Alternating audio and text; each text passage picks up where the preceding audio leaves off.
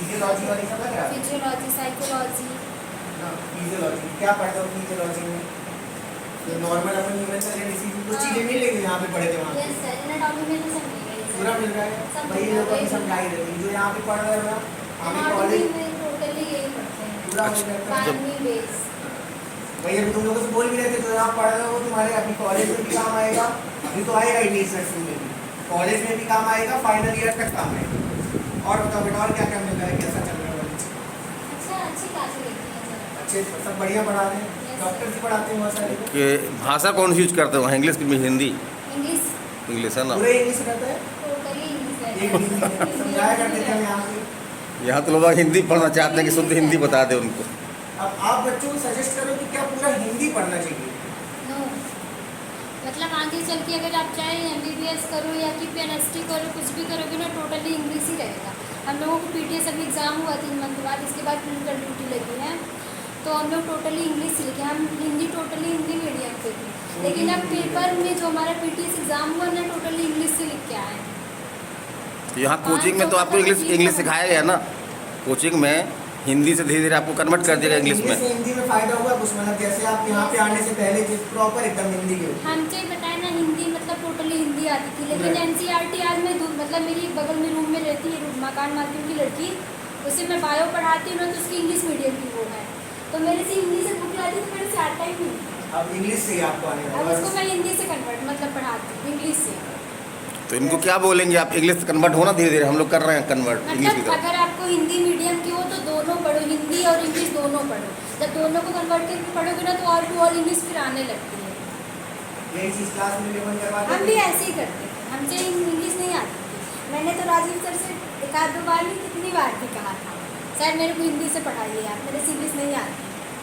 क्या फायदा दिया आप इंग्लिश पढ़ाना केवल अगर हिंदी से पढ़ाते हैं? नहीं सर, इंग्लिश ही पढ़ाना अच्छा है है। ना, वही इन लोगों का भी समझाते हैं वही चीज़। अभी क्या है आप जहाँ पे पहले थे पिछले साल है ना, क्योंकि इस साल हिंदी कॉलेज में आपको ऐसे ऐसे वर्ड मिलते हैं कि वो याद ही नहीं रहते, वो पेपर में भी नहीं आते। पेपर में भी नहीं आते, वो इंग्लिश से ही आपको पेपर में देगा। अगर आप कंप्यूटर में जब बैठोगे तो हिंदी वाला वर्ड नहीं मिलेगा, वो इंग्लिश वाला ही वर्ड लिख के देता है। भाई तो समझाता हूँ, जैसे क्रोमोसोम है ना, हाँ, का बना के क्रोमोसोम लिख देगा, वो गुणसूत्र गुणसूत्र नहीं लिखता है। यही समझाता हूँ। जैसे कि वो स्पर्मेटोसाइट्स हैं तो उसको हिंदी में क्या बोलते हैं, वो नहीं लिखता है, वो स्पर्मेटोसाइट हिंदी में ही लिख के वो देता जो लिखता है वो हमको पता है, जो पेपर में है। लिखता हाँ, है वो हिंदी नहीं लिखता है।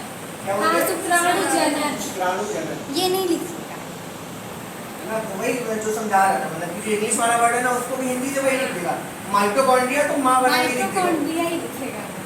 यही समझाता हूँ कि इंग्लिश तो पता ही होनी चाहिए, हिंदी पता ना पता कोई दिक्कत नहीं, समझ जैसे अपन नॉर्मल पढ़ा रहे हैं बात कर रहे हैं वैसे तो अपन पढ़ते हैं, कॉन्सेप्ट समझ में आना चाहिए, लेकिन जो टर्मिनोलॉजी है वर्ड है वो अपन को कैसे सीखने हैं इंग्लिश में।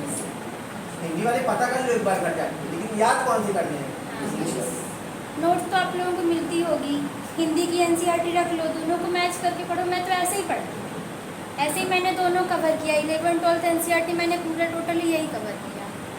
मतलब जैसे यहाँ पे कुछ भी हाँ। पढ़ाया गया, जैसे ये नोट्स वाले पढ़े, नोट्स भी रखती थी, अपना चैप्टर वाली NCERT बुक भी रखती थी। ये वाले पढ़े हेल्थ एंड डिसीज हाँ सर, पढ़े ना, वही वाले हमारे पास एक नोट्स भी रखे हुए हैं, अभी भी रखते हैं। चलो किसी को ये तो कॉलेज में भी काम आ जाते होंगे अभी, यही नोट्स थी हमारे पास। है ना, तो इसको जैसे यहाँ पे हुआ और पूरा यहाँ पे यही पढ़ी, NCERT में भी आपके यही लिखा हुआ जो नोट्स में लिखा हुआ है। तो यहाँ पे जैसे जो भी नोट्स में पढ़ाया गया पढ़ो, घर जाओ किसी की हिंदी अपने हिसाब से पढ़ लो और NCERT को जरूर रीड करो और क्वेश्चंस लगाने का। आप बच्चों को क्या बोलना चाहेंगे, बच्चे तैयारी कर रहे हैं PhD की है ना, तो उनको कुछ टिप देना चाहेंगे क्वेश्चन किस तरह से करें वो? क्वेश्चन हो गया, NCERT रीड करो, NCERट रीड करने के बाद फिर पेपर सॉल्व करो। पेपर जो होता है या कि कोई सॉल्वेड पेपर रख लो, कुछ भी, या कि जितना क्वेश्चन सॉल्व करोगे उतना आप क्लियर होते रहोगे, डाउट में नहीं रहोगे। आपसे क्वेश्चन आते हैं कि नहीं आते हो, कि यही करो, क्योंकि क्वेश्चन नहीं लगाओगे NCERT को रटते जाओगे तो कोई फायदा नहीं रहता है।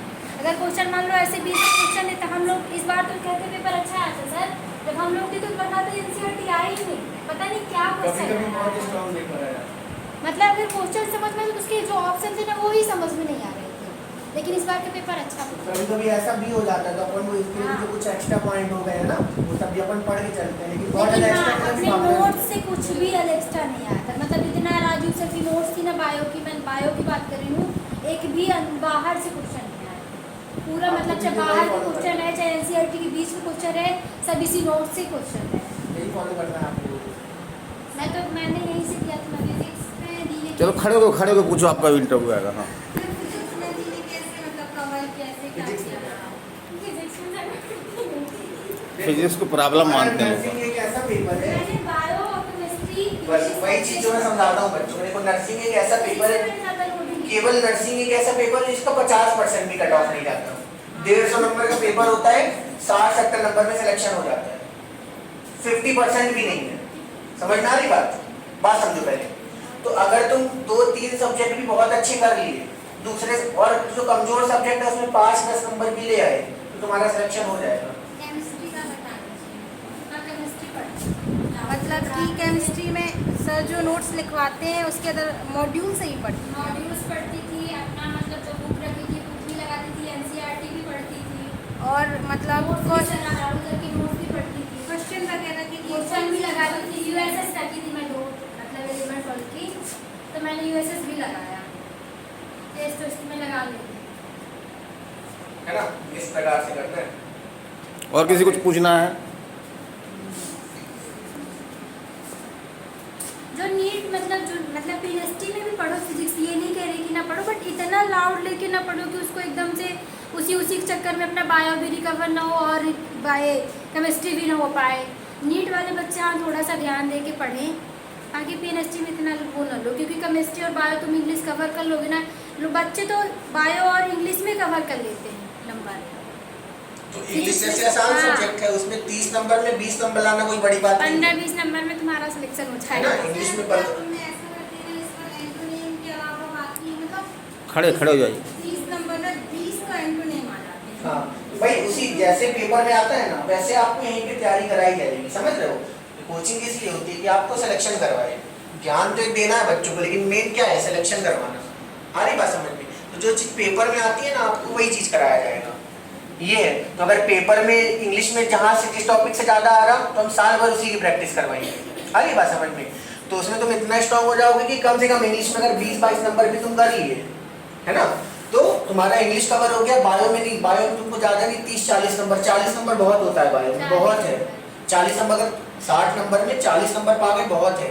केमिस्ट्री तुम्हारी अच्छी है, 20 नंबर पा गए, 60 तुम इसमें आ गए, 20 इंग्लिश में पा गए, तुम 80-90 पहले ही पहुंचने लगे। अभी तो फिजिक्स की तो बात ही नहीं हुई है ना, फिजिक्स के बिना इंक्लूड किए तुम 80 नंबर वैसे ही पहुंच रहे हो। 5-10 नंबर, 10 नंबर ले आओ फिजिक्स में भैया, जिसको बहुत कठिन लग रही है फिजिक्स, हो गया, तुम इतने टॉपर बन जाओगे। 10 नंबर में जाए। हाँ फिजिक्स मतलब थोड़ी बहुत आती थी। फिजिक्स नहीं, फिजिक्स पूरी नहीं सॉल्व पढ़ना। वहाँ करते नहीं बैठी रह गई थी, मैं टिक मारती गई हाँ। और मतलब क्वेश्चन पढ़ी, ऑप्शन देखी, मैंने समझा, टिक मार दी। वहाँ फिजिक्स लगाते कौन बैठेगा? हाँ न्यूमेरिकल। मतलब वही जो पॉइंट मैं क्लास में बताता हूँ ना, थोड़ा सा मैं सिंपलीफाई भी करता जा रहा हूँ। खड़े तो बेटा क्वेश्चन पूछने के बाद थोड़ा सा दोगी। देखो फिजिक्स जैसे भी आप पूछे ना, है ना, साथ में सिंपलीफाई भी करते हो ताकि कुछ अपन को मिले भी कुछ यूज। फिजिक्स तो जान जाओ बेटा। चलो देखो फिजिक्स में पहले सुनो मेरी बात सुनो। फिजिक्स में देखो तुमको पूरी फिजिक्स पढ़ने की जरूरत नहीं है, ठीक है। फिजिक्स पूरी 11 से पूरी 12 से अगर पढ़ने बैठ जाओगे, साल भर फिजिक्स ही करते रह जाओगे और नर्सिंग में भी तुम्हारे नंबर 10-15 आएंगे, ज्यादा हो अच्छे होगी तो 20 नंबर आ गए, इससे ज्यादा नहीं आएंगे। लेकिन ये गारंटी है कि अगर तुम दिन भर फिजिक्स पढ़ते रहोगे तो तुम्हारी बायो, इंग्लिश, केमिस्ट्री सब निपट जाएगी। नहीं भी पढ़ोगे फिजिक्स तो तुम्हारे 10 नंबर वो आएंगे। और नहीं भी पढ़ोगे तो सेलेक्टेड चैप्टर पढ़ लिया, ऐसा भी है ना, माइनस मार्किंग है नहीं, माइनस मार्किंग। 20 चैप्टर तुम अच्छे से एकदम सेलेक्टेड चैप्टर पढ़ लिए, उनमें एकदम अच्छे से कमांड हासिल कर ली है, ठीक है। उसी को पूरे साल भर पढ़ ली, क्योंकि 15-20 चैप्टर पढ़ना कठिन चीज नहीं है, लेकिन जहाँ 35-40 चैप्टर पढ़ना तो ये बड़ी चीज हो जाती है ना। 10-15 चैप्टर अच्छे से पढ़ लो और पेपर में उन्हीं के क्वेश्चन ढूंढो, उसी को सॉल्व करके आगे बढ़ जाओ, है ना। नहीं माइनस तुक्का मारो, कोई दिक्कत नहीं। वही तो बोल रिजल्ट में कि फिजिक्स में कोई माइनस मार्किंग नहीं है। नहीं पढ़ोगे तो भी 10 नंबर आ जाएगा, लेकिन बायो केमिस्ट्री इंग्लिश में कवर करना पड़ेगा, है ना। बायो, केमिस्ट्री, इंग्लिश 3 सब्जेक्ट अच्छे से करो। 10 नंबर नहीं मिलेगा। एक ही साल में निकाली थी अपना पेपर या फिर और लिखते जाते गए? फर्स्ट चांस में। नहीं, मैंने फर्स्ट में ही निकाला था। फर्स्ट एक ही साल। एक ही साल में निकाला। चलो यहीं के साथ अपन खत्म करते हैं और अपन नया आप चालू करते हैं। चलिए कोचिंग के बारे में कुछ बोल दीजिए पूजा, मास्टरमाइंड कोचिंग के बारे में कुछ बोलिए क्या बोलूं? जो आपको जो आपके हमने मन में। हम तो तारीफ सिखाएंगे नहीं। हमारे लिए राजीव सर बहुत अच्छे थे, मतलब बहुत अच्छे से। राजीव सर जैसे बायो पढ़ाते हैं ना, वैसी बायो हमने कभी नहीं पढ़ी। मतलब किसी भी कोचिंग से जो हमारे साथ पढ़ते भी हैं वो बताए हैं, तो बायो बहुत अच्छा राजीव सर पढ़ाते हैं। तो सामने खड़ा इसलिए नहीं कर रही, बाकी बच्चे ही बोलते हैं। नहीं, बाकी बच्चे वाकई ही में बोलते यहाँ हैं। की बायो की जो नोट्स है, वो तुम अगर नोट्स और एनसीईआरटी बायो पढ़ लोगे, इतने में तुम्हारे 40 नंबर मैं लिख के दे दूँगी कि आ ही आ जाए। लेकिन हाँ, मेहनत करनी पड़ेगी। मैंने बताया ना, मैं टोटली हिंदी मीडियम, मुझे इंग्लिश का एक वर्ड भी नहीं आता था। मैं भी हिंदी में- मैं टोटली मतलब लो लेवल से आई थी। सभी हिंदी मीडियम है यार। हिंदी वाले हाथ उठा दो एक बार, हिंदी मीडियम जिंदाबाद। राष्ट्रभाषा जिंदाबाद। यूनिवर्सिटी में तो टोटल इंग्लिश का होगा, टोटल इंग्लिश, और लिखना भी पड़ेगा। चिंता नहीं करो, यहाँ अपन कन्वर्ट कर देंगे धीरे धीरे। वहाँ पे जब आओगे तो क्या बहुत सारे बच्चे क्या फेल होना चालू हो जाते हैं। यहाँ पे तो एक बार किसी तरह नीट से निकल गया, अब वहाँ पे इतना फेल होते हैं ना कि फिर आदमी को मन नहीं करता करने का, क्योंकि वहाँ टोटली इंग्लिश है। मतलब एक भी शब्द तुमको हिंदी का मिलेगा ही नहीं, कुछ भी हिंदी नहीं है, कुछ भी हिंदी। वहाँ पे तुमको लिखना भी इंग्लिश में प्रॉपर। लिख भी नहीं सकते हो, नंबर नहीं। प्रोफेसर भी पूरा इंग्लिश में पढ़ाते होंगे, पूरा इंग्लिश में पढ़ाते होंगे, हर एक चीज़ इंग्लिश है ना। तो अपन वहाँ से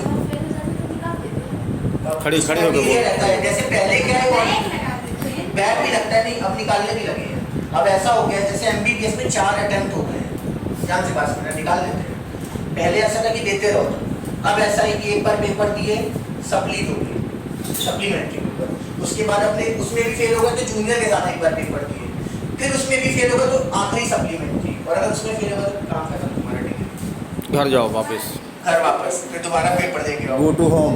है ना। तो बहुत सारे बच्चे इसका भी शिकार, हालांकि ऐसा केस हुआ नहीं है क्योंकि बच्चे सीख जाते हैं। एक ही पेपर को 3-4 बार देना तो लैंग्वेज कन्वर्ट हो जाते हैं बच्चे, लेकिन बहुत दिक्कत आती है इसमें। तो यही तुम लोगों को समझाता हूँ, थोड़ा बहुत अभी इंग्लिश में कन्वर्ट होना चालू हो जाओ, उससे तुम्हारा सिलेक्शन भी आसान हो जाएगा। बायो तो अपन को इंग्लिश से पढ़नी ही पड़नी है ना, और आगे जाके कॉलेज में भी प्रॉफिट होगा, फायदा होगा। ठीक है, क्लियर है? चलो, तो ये कोचिंग का वीडियो है। संडे आपकी ऑफलाइन क्लास फ्री चलती है, उसमें हमारे यहाँ से सिलेक्टेड पूजा रावत आपकी कोचिंग में आई हुई है। बच्चों ने कई सवाल पूछे, और किसी को पूछना कुछ?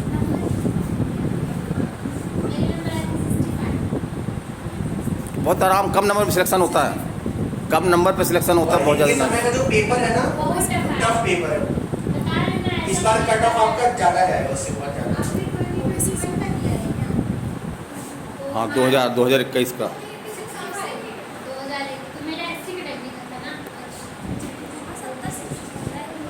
देखो लेकिन कई बार क्या है, बच्चे बहुत कठिन परिस्थितियों में आते हैं, बात समझना, है ना। अपन जो शहर वाले बच्चे होते हैं उनको बचपन से इतनी अच्छी सुविधाएं मिली रहती हैं कि अपन के लिए नंबर लाना कोई बड़ी बात नहीं होती। लेकिन ये बच्ची एकदम आई थी शुरू में, एकदम गांव की बच्ची है, मतलब समझ रहे हो, मतलब कोई सुविधा नहीं थी शुरू में। उसके बाद पहले अटेम्प्ट में इतना लाना, तो वो अपने आप में को लगती है। अगर मैं जनरल की बात करूँ तो अगर कोई ये जनरल की बच्ची होती तो उनके नंबर तुम 80 नंबर तक कैलकुलेट कर लो। बात समझ में आ रही है? तो जो अपन के क्या है, यहाँ पे शहर के बच्चे रहते हैं तो वो थोड़ा सा अपन एक्टिव रहते हैं पढ़ाई के लिए। प्योर एकदम गांव की बच्ची थी, पहले से कुछ भी नहीं पढ़ा था इन्होंने, 1 साल में इतना इन्होंने कवर किया। आप लोग तो 12वीं बेस वाले होगे तो इतना स्ट्रांग होगा आपका बेस। हम तो कॉलेज वाले थे, ग्रेजुएशन है करके ना? आए थे। मतलब आप प्लस की डायरेक्ट बीएस नहीं, बीएससी मैंने कंप्लीट किया, मेरा ग्रेजुएशन कंप्लीट हुआ, इसके बाद मैं आई। जब मेरा वो क्या, मेरी फ्रेंड कुछ थी, यहाँ MSc वाले आ जाते हैं, MSc वाले बच्चे निकाली। और अभी इन्हीं की फ्रेंड 100% जॉब है इसमें। इन्हीं की फ्रेंड है स्नेहा लोग भी, उनके 81 अभी मार्क्स आ रहे हैं, है ना। टॉप कर रही है वो भी। 79 मार्क्स आ रहे हैं। तो अब वो बच्चियां क्या है, 1 साल और मेहनत कर ली तो उनके बढ़िया से 80-80 क्रॉस हो रहे हैं, समझ रहे हो। तो आदमी की मेहनत के ऊपर होता है। मेरा भी नहीं होता तो फिर से मैं आती। और इस बार इनकी गारंटी है कि 90 आते हैं, क्योंकि पिछली बार पढ़ चुकी थी बहुत, हाँ। है ना। तो ये रहता जो है। मैं पेपर दी, मैं रियली बताऊं कि वो पेपर बहुत बहुत ही tough टफ पेपर था यार। लेकिन इस बार का जो पेपर है तो बच्चे के इतने अच्छे मार्क्स आते हैं, मैं खुद देख के सोचती हूँ काश मैं भी दोबारा पेपर देती। पिछली बार तो 90 हाईएस्ट ही गया, हाँ, है ना। सोचो। तो वही है कि पेपर के ऊपर डिपेंड रहता है। जैसे देखो नीट में पहले सिलेक्शन में 2018 में हुआ था, MP का कट ऑफ गया था 495 नंबर, 495 मार्क्स कट ऑफ गया था। अब 495 में कुछ होगा? कभी कुछ नहीं। अब तो 550 में कुछ नहीं होता। तो वो पेपर पर डिपेंड करता है कि उस साल का पेपर कैसा है। हमारी बात समझ में? अब पेपर इजी हो गया तो लोग 600 ला रहे हैं। तो अब 600 वाला, अब एक है अमन सर यहाँ पे लगी हुई है फोटो, है अमन यहाँ पे नहीं है, चलो बाहर लगी है, कईयों को नहीं लगी यहाँ पे। यहाँ पे कई लोग की अभी फोटो नहीं लगी, अमन है। तो उनका क्या है, 2018 में उन्होंने पेपर दिया, उनकी 5000 रैंक थी। उनके नंबर कितने थे? 550। कितनी रैंक थी? 5000 नीट में। अब 5000 रैंक पता है कितने में लग रही है? 680 से 690 नंबर। आ रही बात समझ में? उस समय के पेपर पर डिपेंड करता है ना, कि तुम कितना मतलब नंबर आ रहे हैं और तुम्हारा सिलेक्शन किस बेसिस पे हो रहा। आ रही बात समझ में?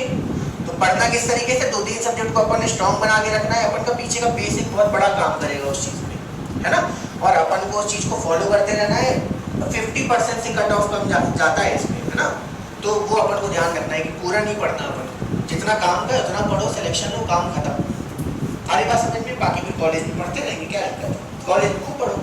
अब तो कॉलेज में खूब मोटी मोटी बुक्स है ना, कॉलेज में खूब मोटी मोटी बुक्स होंगी।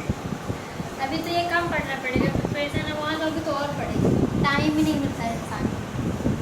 इतना सारा होमवर्क, असाइनमेंट बनाओ, एल फ्रॉक बनाओ, ये ड्यूटी भी करो, जाके थके आओ तो पढ़ो। पेमेंट कितनी है? तुम लोग बख्तियारी बंद कर दो, अब बहुत मेहनत लगती है। पैसे वहाँ स्टाइपेंड मिलता है 3500 रुपये। अच्छा, तुम लोगों को पैसे भी मिलते हैं? सबको 3500 मिलता है, सबको। 3500 रुपये स्टाइपेंड मिलता है। MBBS वाले हो वो भी नहीं और ये मिलता। पेमेंट बढ़ती हुई। नहीं, उतनी रहेगी 4 साल। लेकिन फिर उसके बाद जब पहली नौकरी होगी ना, 90,000 1 लाख ऐसी नौकरियां रहती हैं। 40,000 तो मिनिमम है एकदम, कहीं भी तुम गांव पे जाके नर्स बन गए तो।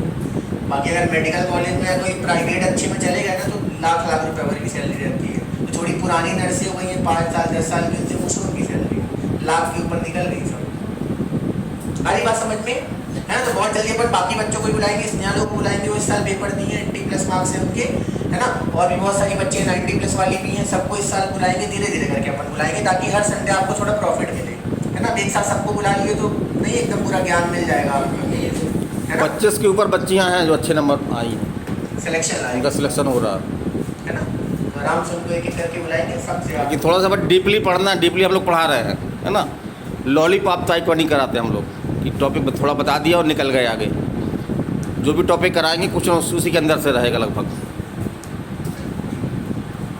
ठीक है, चलो एंड करते हैं। चलिए ठीक है। हम एक्सीलेंस मास्टरमाइंड कोचिंग दीवा मध्य प्रदेश, और हमारे क्लास में पूजा रावत आई थी। कई बच्चों ने उनसे बात की, अपनी अपनी इच्छाएँ जो हैं, अपने अपने क्वेश्चन पूछे। तो ठीक है पूजा, है ना।